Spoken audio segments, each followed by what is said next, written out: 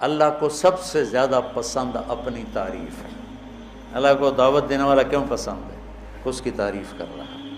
چاہے تبلیغ والے سادہ اللہ خالق، اللہ مالک، اللہ رازق، اللہ خوش ہوتا، زمین چھوٹی آسمان بڑا، انتہائی احمقانہ بات پر اللہ بہت خوش ہوتا ہے کہ میری تعریف ہو رہی۔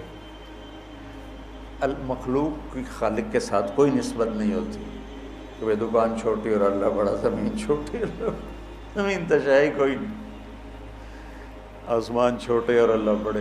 لیکن میں کہتا ہوں اللہ اس میں بھی خوش ہوتا ہو۔ اللہ کو اپنی تعریف پسند ہے تو قرآن شروع کیا الحمد سے، سب تعریف۔ ایک ہوتی مدح، ایک ہوتی حمد۔ مدح ہے خوشامد، اور مدح ہے کسی عوض میں، خوشامد کو بھی مدح کہتے ہیں، اور کسی احسان کے بدلے میں تعریف کرنے کو مدح کہتے ہیں۔ اور حمد ہوتا ہے کہ وہ کچھ بھی نہ کرے، وہ ذات ہے ہی قابل تعریف، اس کی تعریف اس کا حق ہے، اس کا حق ہے۔ تو جس میں کوئی خوبی دیکھو اس کی تعریف کیا کرو، خوشامد نہ کیا کرو، تعریف۔ آپ نے حدیث سنی ہوگی مشہور، جو تمہاری تعریف کرے اس کے منہ میں مٹی ڈالو، سنیے نا؟ تعریف مراد نہیں ہے، خوشامد مراد۔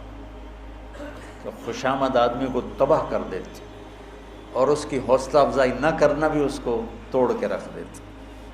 جیسے میرے نبی نے خود اپنے صحابہ کی تعریف کی۔ تو خوشامد ہمارے دینی حلقوں میں بھی ہے، تھوڑا سا کوئی دنیا کے لحاظ سے بڑا ہو جائے اس کی خوشامد، کوئی دین کے لحاظ سے بڑا ہو جائے اس کی خوشامد۔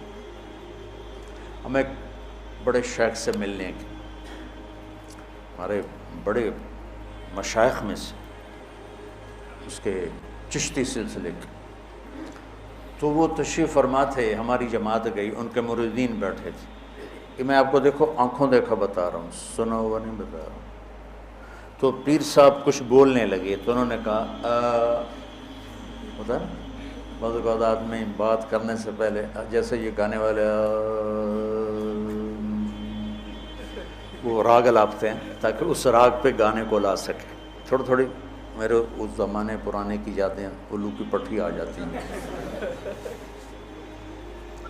وہ فرمانے لگے ابھی انہوں نے اتنا ہی کیا تھا تو مریدین کہنے لگے سبحان اللہ۔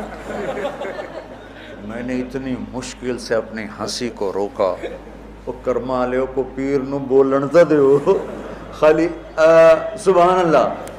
مگر یہ ہیں وہ پیر مرید جو پیروں کے بیڑے غرق کر دیتے۔ ہماری کوئی دنیا میں بڑا بن جائے، افسر بن جائے، بڑا ذمہ دار ہو، بڑا تاجر ہو، بس اس کو اتنا مکھن لگاتے ہیں کہ وہ بے وقوف سمجھتا ہے میرے تو بڑا افلاطون ہی دنیا اس کو ہی۔ اور جو کوئی دین میں بڑا ہو جائے تو اس کو اتنا مکھن لگاتے ہیں وہ سمجھتا ہے آج کا جنید بغدادی میں ہی ہوں۔ تو یہ دھوکہ نہ دینا کسی کو۔ میں نے تعریف کرنے میں کبھی بخل نہیں کی، بچے میں، بڑے میں، بیٹے میں، نوکر میں، دوست میں، کسی میں اس کی کھل کے تعریف کر دو، اس کا حق۔ خوشامد نہیں کی زندگی بھر، اور تعریف میں بخل نہیں کیا، خوشامد کے قریب نہیں گیا، یہ منافقت ہے۔